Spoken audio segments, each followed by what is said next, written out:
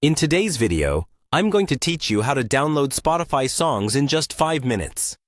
We'll break it down into easy steps so you can have your favorite tunes ready to enjoy offline in no time. First, make sure you've got the Spotify desktop app open on your computer. If you don't have it installed yet, head over to the official website and get it ready to go.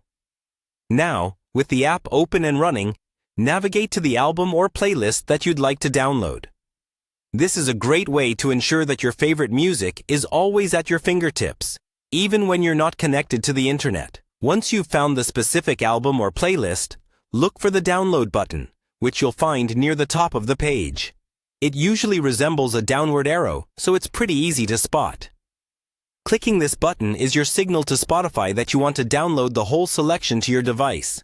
As soon as you click that download button, it'll turn green, giving you that satisfying visual confirmation that the download has started. It's a useful feature because you can rest assured that your music is on its way to being stored offline. Be patient while it downloads. Longer playlists or albums might take a bit more time depending on your internet speed. As each song finishes downloading, a green arrow will appear next to the song title. That arrow is Spotify's way of letting you know that particular track is ready to listen to offline. It's a very helpful visual cue, especially when you're downloading a large playlist or album and want to quickly scan to see what's completed.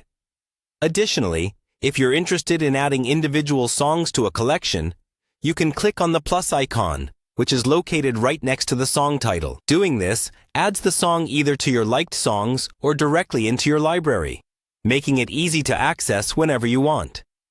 This personal library becomes your go-to place for all your favorites, whether downloaded or just saved.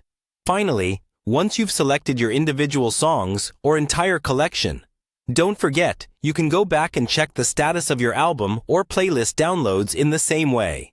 It ensures all your downloaded content is safely stored and ready for offline access.